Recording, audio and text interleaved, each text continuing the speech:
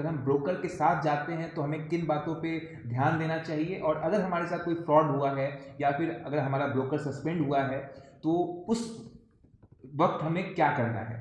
NSDL के बारे में हमें पता चला, CDSL के बारे में हमें पता चला, सेबी के बारे में हमें पता चला। नमस्कार, मैं श्वेताभ शुक्ला आपका खबरिया नजर चैनल पर स्वागत करता हूं। आज हम राजीव जी के साथ हैं और आज आपके लिए मैं स्टॉक रिलेटेड जितनी भी सवाल होते हैं एक बिगिनर के दिमाग में, वो सब लेकर आया हूं। तो बने रहिए हमारे चैनल पर और सारे सवालों के जवाब राजीव जी देंगे। राजीव जी MBA कर चुके हैं और इनका स्टॉक मार्केट पे बहुत अच्छा होल्ड है, तो आपको सारे सवालों के जवाब मिलेंगे। राजीव जी, आपका हमारे चैनल पर स्वागत है। धन्यवाद।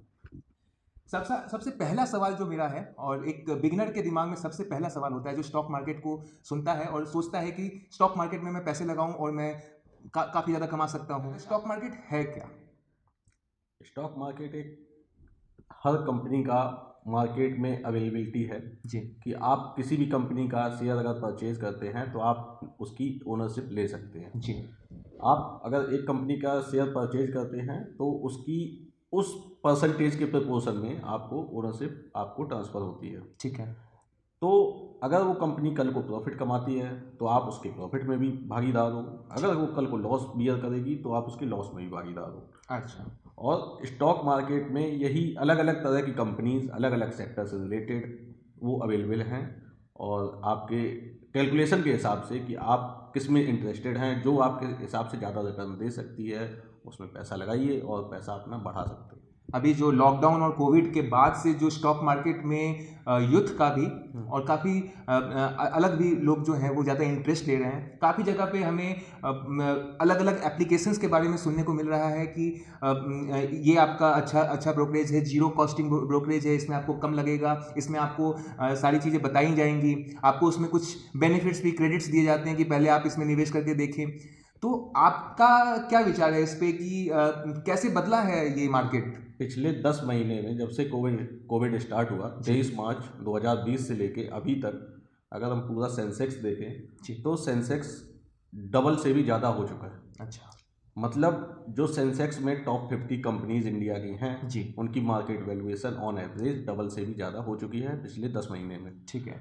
तो अभी क्या है कि कोई जीरो ब्रोकरेज दे रहा, वो दूसरे एंड से पैसा ले रहा। अच्छा। फ्री कोई कुछ नहीं देता। ठीक है। आपको अगर जीरो ब्रोकरेज दे रहा होगा तो वो इंट्राडे में पैसा ले रहा होगा। अच्छा। अगर डिलीवरी पे पैसा ले रहा होगा तो इंट्राडे फ्री दे रहा होगा।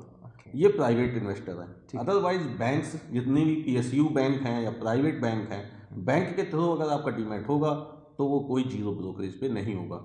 अच्छा। उसके लिए वो चार्ज करेंगे ही करेंगे। प्राइवेट इन्वेस्टर जो हैं, ब्रोकर, वो क्या है अपने क्लाइंट बेस बढ़ाने के लिए नए नए ऑफर्स देते हैं, और उन ऑफर्स को देख के पब्लिक उनकी तरफ अट्रैक्ट होती है, लेकिन कई बार होता है कि वो उन ऑफर्स के चक्कर में वहाँ फंस जाते हैं जाकर। जी।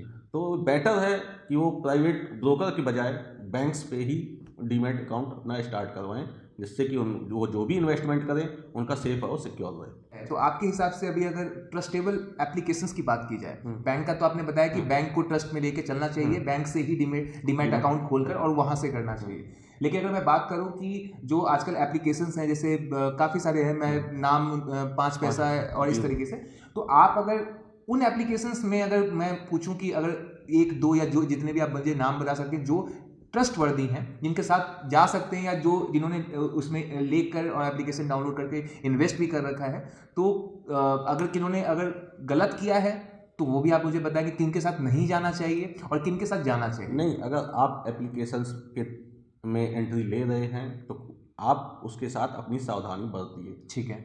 सावधानी ये है कि आपने अगर शेयर परचेज किया कोई, तो NSDL या CDSL के एंड से भी आपको एक डिपॉजिटरी का मैसेज आएगा। वो मोबाइल पे आएगा? मोबाइल पे भी आएगा, आपकी रजिस्टर्ड ईमेल पे भी आएगा। ठीक है। ठीक है। तो आपको रेगुलरली चेक करना है कि अगर मैंने किसी कंपनी के 10 शेयर या 5 शेयर परचेज किए थे तो उसका विदिन 2 वर्किंग डेज मैसेज आया NSDL या CDSL की तरफ से या नहीं। अगर नहीं आता है तो तुरंत अपने ब्रोकर को कंप्लेंट करो, साथ में सेबी को भी कंप्लेंट कर सकते हैं आप। ठीक है। अगर वो मैसेज आ रहा है तो आप रेगुलरली एटलीस्ट महीने में 2 बार 15 दिन के गैप पे आप अपना अकाउंट, डीमैट अकाउंट CDSL या NSDL पे जाके चेक करें कि वहाँ आपके शेयर्स की कितनी अवेलेबिलिटी शो कर रहा है, जी, वो पोर्टफोलियो में एक्चुअल अवेलेबिलिटी है या नहीं है। कई बार होता है जैसे आपने पोर्टफोलियो में आपने 70,000 रुपये के अलग अलग कंपनीज के टोटल शेयर ले लिए, ठीक है, लेकिन NSDL और CDSL के पास आपके नाम पे 70,000 के अलॉट ही नहीं है, अच्छा, 50,000 के हैं, तो आपको वो 20,000 रुपये जो गैप हुआ वो आप लॉस में जाएंगे, क्योंकि अगर कल को आपका ब्रोकर इरेगुलरिटीज में पकड़ा जाता है तो आपके पास वो 20,000 के शेयर नहीं है, आपके पास सिर्फ 50,000 के शेयर। तो कैसे समझे एक बिगिनर कि किस कंपनी में कब निवेश करना चाहिए, नहीं करना चाहिए? सबसे पहले एक बिगिनर के लिए ये समझना बहुत ज़रूरी है कि कितना पैसा निवेश करना चाहिए। ठीक है, शेयर मार्केट में कोई भी सिर्फ उतना पैसा निवेश करे जो उसका डेली रूटीन का एक्सपेंडिचर उससे इफेक्ट ना हो। बिल्कुल सही। क्योंकि अगर आपने डेली रूटीन के एक्सपेंडिचर से 10,000 रुपये निकाल के अगर शेयर मार्केट में डाल दिए और आपको वहाँ लॉस हो रहा है, तो आप या तो डेली रूटीन के एक्सपेंडिचर में झटका खाओगे, अदरवाइज आपको वो लॉस बियर करना पड़ेगा और जो 10,000 आपने इन्वेस्ट किया था वो 9,500 या 9,000 के फॉर्म में ही आपको मिलेगा वापस। तो न्यू इन्वेस्टर के लिए पहली और बहुत ज़रूरी बात यह है कि शेयर मार्केट में सिर्फ उतना पैसा इन्वेस्ट कीजिए जो आपके डेली रूटीन एक्सपेंडिचर पे इफेक्ट ना पड़े। ठीक है, उसके बाद हर नया इन्वेस्टर जो पैसे डालना चाहता, भले वो 500 रुपये हो या 5 लाख रुपए हो, जो डालना चाहता है वो कोशिश करे कि गवर्नमेंट से रिलेटेड कंपनीज में, अदरवाइज ब्लू चिप कंपनीज जिनकी मार्केट कैपिटल बहुत ज़्यादा है। अच्छा। इंडिया की टॉप 5 या टॉप 10 या टॉप 50 तक कंपनीज में ही, जैसे invest रिलायंस, करें। जैसे कि रिलायंस इंडस्ट्रीज, ठीक है, टाटा मोटर, ठीक है, मारुति सुजुकी, इनमें इन्वेस्ट कर सकते हैं, जी, हिंदुस्तान यूनिलीवर, तो उनमें आपको लॉस होने का चांस बहुत कम होता है।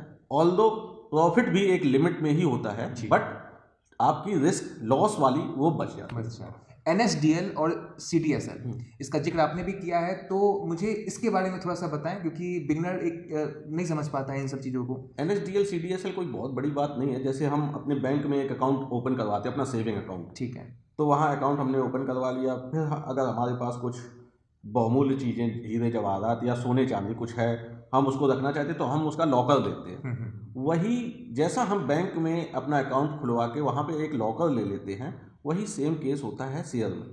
आपने शेयर ट्रेड किया, उस टाइम आपको डीमैट अकाउंट होना चाहिए, तब आप ट्रेडिंग कर पाएंगे। लेकिन जब आपने ट्रेड करके वो शेयर के होल्डर आप हो गए हो, आपके पास शेयर है, तो आपके बिहाफ पे NSDL या CDSL वो शेयर अपने पास रखती है। आपका वो अकाउंट में जो भी अवेलेबल शेयर हैं उनके डॉक्यूमेंट्स NSDL या CDSL के पास अवेलेबल रहेंगे।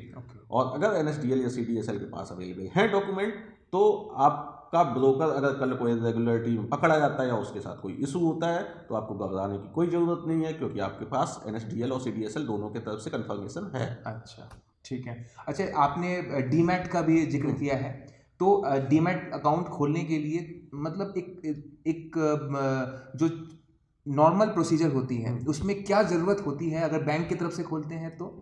आप अगर बैंक के तरफ से खोलते हैं तो ज़्यादातर बैंकें आजकल 3-in-1 डीमैट अकाउंट दे रही हैं, जिसमें 3-in-1 में एक सेविंग, डीमैट प्लस ट्रेडिंग। जी, तो डीमैट होता है सेविंग अकाउंट, तो आपका जैसे नॉर्मल बैंक अकाउंट हो गया, उसके बाद trading account purchase and sale करने के लिए, ठीक है, और डीमैट अकाउंट वो होता है कि आपका होल्ड करने के लिए। अच्छा, आपने आज अगर कोई शेयर सेल कर लिया और बाद में उसको बाई भी करना है, या आज बाई किया तो कल को सेल भी करना है, आज अगर आपने बाई किया तो आपके बिहाफ पे वो शेयर कहाँ रहेगा, वो डीमैट होता है। कि वो ट्रेड होके शेयर आपका शाम को डीमैट में चला जाएगा। ठीक है, जब डीमैट में जाएगा, आप जब भी चाहोगे सेल करना तो वो डीमैट से आएगा ट्रेडिंग में, और ट्रेडिंग में सेल होगा आके। तो ये 3-in-1 हर बैंक आजकल 3-in-1 देती है। प्राइवेट ब्रोकर के साथ अगर हम जाएंगे तो आपको आधार चाहिए होगा, पैन चाहिए होगा, आपका पैन कार्ड, आधार कार्ड और डिजिटल साइन, और आधार से ई-साइन का ऑथेंटिकेशन लेके अपलोड करवाते हैं वो, ठीक है, बस। और आपका एक बैंक अकाउंट का कुछ भी पासबुक या कैंसिल चेक की कॉपी वो उसमें अटैच हो। ठीक है। अच्छा, अब जैसे ब्रोकरेज की बात चल रही थी, तो मान लीजिए कि जिस ब्रोकर के थ्रू पैसा इन्वेस्ट किया गया है, अगर वो ब्रोकर अगर सस्पेंड होता है या फिर कुछ फ्रॉड होती है, तब निवेशक कहाँ जाए? मैं आपको वही बताया कि जब भी आप अगर किसी प्राइवेट ब्रोकर के साथ जा रहे हैं तो ये आपके लिए एक, आप अपना कंपल्सन मानो कि आपको हर 15 दिन में अपना डीमैट अकाउंट चेक करना है CDSL या NSDL की वेबसाइट पे जाके। ठीक है। जिससे कि आप हर 15वें दिन अपना अकाउंट वेरीफाई करते रहें कि आपके अकाउंट में जितना आपने बाई किया है वो अवेलेबल CDSL या NSDL के पास है या नहीं है। इन केस कभी भी आपका ब्रोकर फ्रॉड में या इरेगुलरिटीज़ में या कुछ भी कॉम्प्लिकेशन में फंसता है, जिससे उसका डीमैट अकाउंट अगर सस्पेंड होता है, उसका ब्रोकरेज सस्पेंड होता है, तो आप अपने पैन के ब्याज पे NSDL या CDSL में अपने शेयर्स का क्लेम कर सकते हैं और वो शेयर आपको NSDL या CDSL जहां भी अवेलेबल होंगे वो शेयर आपके अकाउंट में क्रेडिट किए जाएंगे। शेयर जैसे अप और डाउन होती रहती है, तो कुछ कंपनीज है जो मतलब एकदम से नीचे जा रही है और कुछ ऊपर जा रही है, तो किस वक्त खरीदें जिसमें हमें, अगर हम चाहते हैं कि हमें बेनिफिट हो, तो किसके साथ जाना चाहिए? मतलब जो मतलब मान लीजिए कि फॉर एग्जांपल अगर मैं कहूँ कि किसी कंपनी की 100 रुपये की अभी थी और वो घटकर अभी 80 रुपये तक आ रही है, अब मुझे नहीं पता कि वो घटेगी या फिर 100 पे जाएगी, तो उस वक्त पे इंसान को क्या करना चाहिए? वो 80 रुपये पे जा रही है तो उस टाइम पे उसे खरीद लेना चाहिए ताकि फिर वो 100 पे जाएगी तो उसे 20 रुपये की बेनिफिट होगी, या फिर वो नीचे और जा सकती है, तो कैसे पता चलेगा ये? अगर आपने कोई शेयर 100 रुपये का खरीद लिया जी, वो आज 80 आ गया, जी, तो उसके कुछ कॉन्सिक्वेंसेस रहे होंगे जिसके कारण वो 80 आया। जी, आपने अगर शेयर खरीदा तो आपको पता रहेगा कि आपने जिस भी कंपनी में इन्वेस्ट किया वो कंपनी क्या कर रही है, आपको daily to daily news update रहना होगा। ठीक है। अब अगर उस कंपनी में कुछ इरेगुलरिटी पकड़ी गई या सेबी की कुछ इंक्वायरी आई है या वो कंपनी इनसाइडर ट्रेडिंग में फंसी है, ऐसा कुछ भी अगर होता है, उसलिए अगर वो डाउन जा रही है तो आप उस टाइम उससे दूर ही रहें। और अगर उसके प्रोमोटर पे या किसी टॉप लेवल मैनेजमेंट के एम्प्लॉय पे अगर कोई गवर्नमेंट एजेंसी की तरफ से कोई पेनल्टी लगाई जाती है तो आप हमेशा तैयार रहें कि आप वो लॉस बियर कर लें बजाय उसमें रुकने के, क्योंकि जो आज 80 हो गया है ऐसे केस में वो 80 से 20 रुपये भी जा सकता है, तो आपको जो 100 रुपये की वैल्यूएशन थी वो 20 बन जाएगी। बट दूसरे एंड पे क्या होता है, हो सकता है कि कभी कभी मार्केट डाउन होता है या इन्वायरमेंटल कंडीशन होती हैं, ग्लोबल कंडीशन होती हैं, वैसी सिचुएशन में 100 रुपये से 80 रुपये आया है और उसकी कंपनी में कोई फॉल्ट नहीं हुआ है, कंपनी में कोई इशू नहीं हुआ है, तो बेशक आप वो 80 रुपये पे अगेन कोशिश करिए। अगर आपके पास अवेलेबल पैसा है तो उसको और इन्वेस्ट कर दीजिए उसी कंपनी में, जिससे कि आपका जो परचेजिंग का एवरेज कॉस्ट है वो 100 से डाउन होकर 90 या 95 रुपये आ जाएगा और वो जब वापस बैक 100 पे जाएगा तो आपको वो प्रॉफिट पूरा मेंटेन कर देगा। अच्छा, ठीक है। वैसे आपने अभी जो स्टेटमेंट बताया उसमें आपने सेबी का जिक्र किया है, तो थोड़ा सा हमें सेबी के बारे में बताएं। सेबी एक रेगुलेटिंग एजेंसी है गवर्नमेंट की, securities and exchange board of India, जो कि शेयर और एक्सचेंज म्यूचुअल फंड से रिलेटेड सारे कंपनीज को ट्रैक करके उनका रिकॉर्ड मेंटेन रखती है और उन पे गाइडलाइंस बनाती है कि आपको इन रूल के हिसाब से ही चलना होगा। अच्छा। जैसे बैंक की गाइडलाइंस RBI बनाती है, जी, जी। वैसी शेयर मार्केट की गाइडलाइंस सेबी बनाती है। ठीक है।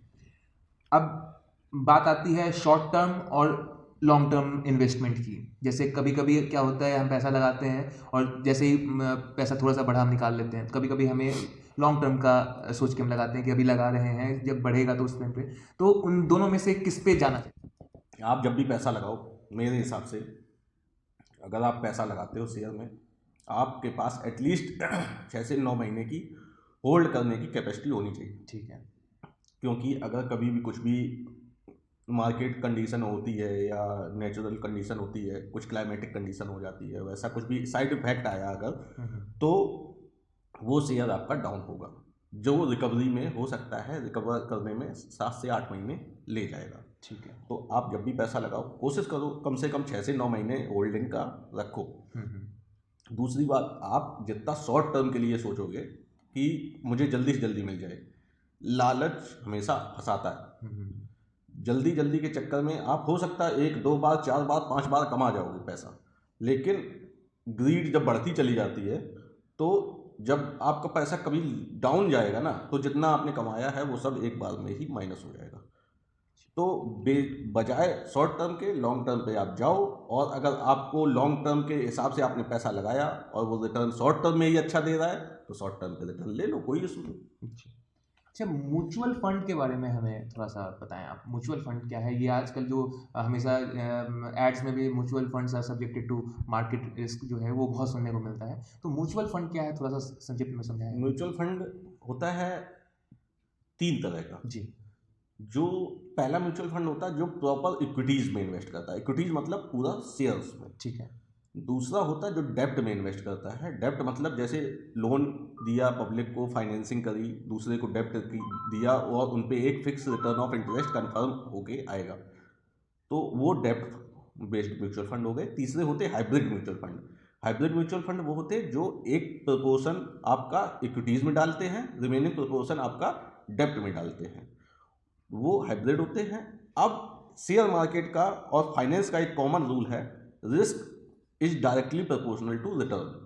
आप जितना रिस्क ले सकते हो, रिटर्न का चांस उतना ज़्यादा होगा। इक्विटीज सबसे ज़्यादा रिस्की होती है, हाइब्रिड उससे कम रिस्की होता है, डेब्ट बिल्कुल मिनिमम रिस्क होती है। डेब्ट बेस्ड म्यूचुअल फंड में आपको जनरली 7 से 8% या 9% तक का रिटर्न मिलेगा, जो कि हाइब्रिड में 13 से 14% तक जा सकता है और इक्विटीज में 15 से 18% भी जा सकता है। म्यूचुअल फंड में इसलिए बोला जाता है सब्जेक्ट टू मार्केट रिस्क, कि अगर मैं पैसा डालना चाहता हूं, मुझे नहीं पता मैं किस कंपनी में डालूं, क्या करूं, तो मैं वो पैसा एक मैनेजमेंट फंड हाउस को दे देता हूं कि वो मेरा फंड मैनेज करे। तो फंड हाउस में क्या होता है कि एक्सपीरियंस्ड एक प्रोफेशनल वहाँ होता है जो कि आपका फंड रेगुलेट कर रहा होता है। अलग अलग फंड्स होते हैं, आपने वो पैसा उसको दे दिया, आपके जैसे और भी लोग हैं जो उसके पास एक्यूमुलेट होकर पैसा एक बड़े अमाउंट में हो गया, वो उसका एक प्रोपोर्शन में आपको शेयर अलॉट करता है और आपके बिहाफ पे वो शेयर मार्केट में पैसा लगाता है। तो सब्जेक्ट टू मार्केट रिस्क इसलिए होता है कि अगर वहाँ रिटर्न में गड़बड़ होगा, अगर शेयर मार्केट डाउन होगा तो ऑब्वियस है कि उसका भी रिटर्न कम आएगा, उसका रिटर्न कम आएगा तो आपको भी रिटर्न कम ही ट्रांसफर होगा। इसलिए वो बोला जाता है सब्जेक्ट टू मार्केट। ठीक है। अच्छा, इनकम टैक्स के बारे में आप बताएं कि जब जैसे मान लीजिए कि मुझे बहुत प्रॉफिट हुआ है तो उस पर कितना इनकम टैक्स कटेगा और कैसे कटेगा, और अगर मुझे लॉस हुआ है और मैं लॉस बियर करके मैं अपने पैसे वापस निकाल रहा हूँ तो उस पर इनकम टैक्स का क्या प्रावधान है? अभी करंट सीन में क्या है कि आप अभी 2 स्लैब बना रखे हैं गवर्नमेंट ने, एक शॉर्ट टर्म कैपिटल गेन, एक long term capital gain. Long term capital gain ऐसा शेयर जो आपने आज लिया और उसको 12 महीने के बाद सेल किया। तो शेयर में क्या होता है, फर्स्ट इन फर्स्ट आउट। आज अगर आपने लिया, फिर कल भी लिया और परसों बेचा, तो जब आप पहली बार बेचोगे तो आज वाला बिकेगा, नहीं ना कि कल वाला। अच्छा, तो जो पहले आया वो पहले बेचेगा, जो बाद में आया वो बाद में बेचेगा। ये इस रूल पे शेयर मार्केट काम करता है। उसके बाद अगर वो 1 साल से 12 महीने से ज़्यादा टाइम तक आपने होल्ड किया था, उसके बाद बेचा, तो वो लॉन्ग टर्म कैपिटल गेन बोला जाता है, और 1 साल से कम टाइम वाले को शॉर्ट टर्म कैपिटल गेन बोला जाता है। अब अगर लॉन्ग टर्म में आपको प्रॉफिट हुआ तो उस पर 10% का टैक्स लगता है, ठीक है, और शॉर्ट टर्म में अगर आपको प्रॉफिट हुआ तो उस पर 15% का टैक्स लगता है। दूसरे एंड पे अगर आपको लॉस हुआ, तो अगर लॉस होता है तो अभी की गाइडलाइंस के हिसाब से आप 8 साल तक अपना लॉस कैरी फॉरवर्ड करवा सकते हो। 8 साल में कभी भी अपने लॉस को आप मैनेज कर सकते हो। अगर इस ईयर आपको 40,000 का लॉस हुआ, अगले साल आपको 50,000 का प्रॉफिट हो जाता है, तो आपको अगले साल केवल 10,000 रुपये पे टैक्स देना पड़ेगा, 40,000 पे नहीं। जैसा हम बात कर रहे थे डीमैट के बारे में भी मैं कुछ एक सवाल भूल रहा था। डीमैट के जो चार्जेस हैं बैंक के थ्रू, और कोई अगर इंसान अगर 1,000 रुपये या 500 रुपये लगाना चाहता है तो वो किस तरीके से आगे प्रोसीड करे? अगर आप बैंक में लगाओगे तो बैंक में अकाउंट ओपनिंग चार्जेस और transaction charges as compared to private broker बहुत ज़्यादा होते हैं। तो वो अगर कोई बंदा 500 रुपये या 1,000 रुपये लगा के ट्राई करना चाहता है कि भाई पहले हम देखें कि कितना हमें प्रॉफिट हम कमा पाते हैं या नहीं कमा पाते, तो वो आजकल कई ऐप हैं, जैसे जीरोधा है, ग्रो ऐप है, 5 पैसा है, तो इनमें अपना अकाउंट ओपन करवा सकता है। अकाउंट ओपनिंग का उनका 100-150 रुपये कुछ लगता है। उसके अलावा वो बाई सेल कुछ भी करेगा तो 10-15 रुपये उसका प्रॉफिट कटेगा। अगर 1,000 रुपये लगाता है, 100 रुपये प्रॉफिट होगा तो 10 रुपये माइनस होकर 90 रुपये उसका नेट प्रॉफिट बन जाएगा। वहीं दूसरे एंड पे अगर बैंक में करेगा तो 700 से 800 तो ओपनिंग चार्ज लगेगा, तो पहले तो 700-800 वो गया। उसके बाद जब भी बाई सेल करेगा तो 0.5 से 2.5% या 25 रुपये प्लस GST लगेगा बाई पे, सेम अमाउंट सेल पे। तो अगर वो 1000 लगाता है और उसको 100 प्रॉफिट दिखता है, तो जब वो ट्रांजैक्शन कंप्लीट करेगा तो एक्चुअल में उसको वो 100 में से कुछ नहीं मिलेगा। अच्छा, वो 100 का 100 बैंक में चला जाएगा, सेबी में चला जाएगा, उनका अपना ट्रांजैक्शन चार्ज खत्म हो जाएगा।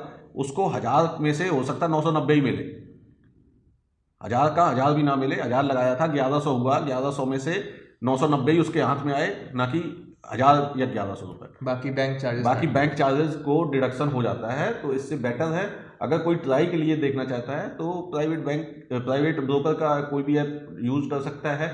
अभी जीरोधा ग्रो ऐप अच्छे चल रहे हैं, तो उनमें अपना अकाउंट लॉगिन करवा सकता है और देख सकता है। अगर वो प्रॉफिट कमा सकता है वहाँ से, तो फिर बाद में अपना बैंक पे स्विच कर ले। तो जीरोधा, ग्रो ऐप और कोई 5 पैसा 5 पैसा, ठीक है। ये 3 ऐप्स हैं जिस पे आप ट्राई कर सकते हैं अगर आपको इसमें ट्राई करना है तो। अच्छा, काफ़ी जानकारियाँ तो मिल गई हैं हमें बिगिनर्स रिलेटेड। तो आप हमें बताएं कि अब फ्यूचर स्कोप क्या है। मतलब अब जैसे अब इन्वेस्टमेंट हम करने के लिए अगर एक बंदा अब सोच चुका है कि हाँ मुझे इन्वेस्टमेंट करनी है, तो हमारा जो आने वाले जो अब जो साल है, क्योंकि अब लॉकडाउन के बाद में काफ़ी लोगों की नौकरियां और बाकी उनमें बहुत ज़्यादा तब्दीलियां हुई हैं और लोगों को पैसे चाहिए। तो अगर कोई सोच रहा है तो अभी की जो फ्यूचर स्कोप, अब जो मार्केट खुलने के बाद की जो स्कोप है वो क्या है, कैसी है? अभी सेंसेक्स का एक्सपेक्टेड जो है वो 2021 के एंड तक सेंसेक्स 60,000 टच होना चाहिए, ये प्रिडिक्शन है। तो आज अगर 50,000 सेंसेक्स है और मैं 60,000 का बोल रहा हूँ, तो मतलब एक साल में 20% का नेट प्रॉफिट तो आप कमा सकते हो। नॉर्मली आप कहीं भी ना देखो, सेंसेक्स में जो टॉप 50 कंपनीज हैं, अगर उनमें ही आप पैसा लगाते हो तब भी 20% तक का रिटर्न आपको मिल सकता है। क्या टिप्स देना चाहेंगे दर्शकों को जो इन्वेस्ट करने के लिए अब सोच चुके हैं या फिर वो अब आगे सोच रहे हैं? अगर कोई इन्वेस्ट करना चाहता है जी। तो उसके कॉन्फिडेंस को बूस्ट अप करने के लिए मैं बस ये जरूर बोलूँगा जी। कि आप बेझिझक होके पैसा डालो, बस टॉप की कंपनीज में डालो, आपको घाटा नहीं होगा। पेशेंस रखना, पेशेंस विल बी रिवॉर्डेड। आपको भले 2 महीने में लॉस दिख रहा हो, लेकिन 2 साल में आपको प्रॉफिट ही दिखेगा। आप अगर बैंक में FD करते हो तो आपको 6% का रिटर्न मिलता है और आप 5 साल के लिए आराम से बैठ जाते हो। उस हिसाब से आप शेयर मार्केट में पैसा डालो कि आपने पैसा डाला, अगर आपको 5 साल तक नहीं भी आ रहा है तो भी कोई इशू नहीं है। और ये बिल्कुल श्योरिटी है, अगर आप टॉप लेवल कंपनीज के साथ पैसा डालोगे तो 5 साल में FD से मच बेटर रिटर्न आपको मिलेगा। जी। और एक छोटा सा सवाल जो मेरे मन में भी हो रहा है और शायद दर्शकों के मन में भी हो, कि अभी अगर मैं 2021 की बात करूं तो मुझे किस कंपनी, कुछ अगर आप थोड़ा सा बताएं कि अगर मुझे बिल्कुल भी नहीं पता और मैं सोच रहा हूं कि अब मुझे इन्वेस्ट करना चाहिए, तो कुछ ऐसी कंपनीज के बारे में जिनके बारे में आप प्रेडिक्ट कर पाएँ कि इनके साथ हमें जाना चाहिए। अगर स्मॉल कैप कंपनीज में जाना चाहते हैं, मतलब छोटी कंपनीज में जिनका वैल्यूएशन कम है, जी। उनमें आप सेल को ले सकते हैं, स्टील अथॉरिटी ऑफ इंडिया को। अच्छा। जिसकी आज की वैल्यूएशन 65 रुपीज़ आज का शेयर वैल्यू है उसका। तो वो एक्सपेक्टेड है कि वो 100 रुपये तक जा सकता है। अदानी पावर है जो आज की रेट पे 56 रुपीज़ का है, उसका एक्सपेक्टेड है 80 रुपीज़ तक जा सकता है। उसके अलावा आप अगर ऊपर जाना चाहें, मतलब मिड कैप में जाना चाहें, थोड़ा बड़े वैल्यू में, तो आप टाटा मोटर ले सकते हैं जो 305 रुपये पे आज है। 500 रुपये जा सकता है अगले 1 साल में, वो भी 1.5 गुना। दूसरा अदानी इंटरप्राइज ले सकते हैं, 807 रुपये का वैल्यू है, वो 1000 रुपये जा सकता है, 25% का प्रॉफिट। और पांचवी कंपनी अगर मैं कोई बोलूँगा तो मैं बोल सकता हूँ रुचि सोया। रुचि सोया आज 727 रुपये का शेयर है। अगर आप लेते हो तो बहुत ज़्यादा चांस है कि 1 साल के अंदर वो 1000 रुपये से ज़्यादा का शेयर वैल्यू हो जाएगा। और जैसे मैंने ये 5 कंपनी बताई, आप अपने हिसाब से डाल सकते हो और मोटा मोटी हर एक कंपनी में आप 20 से 25% का साल में रिटर्न पा सकते हो। अगर 25% रिटर्न पाते हो तो आपकी FD, आपकी सेविंग किसी से के इंटरेस्ट से भी मच बेटर ज़्यादा मिलेगी। जी। तो दर्शक, मैं उम्मीद करता हूँ कि दर्शकों को इस वीडियो से काफ़ी जानकारियाँ मिली होंगी और अगर आप आगे सोच रहे थे या अगर आपने कहीं से सुना था और आपके मन में ये सवाल थे तो उनके जवाब भी आपको मिले होंगे। आशा करता हूँ कि आपको ये वीडियो अच्छी लगी होगा। अगर अच्छी लगी हो तो वीडियो को लाइक करें, शेयर करें अपने परिवारजनों से, अपने मित्रों के साथ में जो स्टॉक मार्केट में इन्वेस्ट करना चाहते हैं या फिर सोच रहे थे। हमारे चैनल को सब्सक्राइब कीजिए ताकि और भी आगे आने वाली इंटरव्यूज़ और वीडियोज़ आप तक पहुंच सके। धन्यवाद।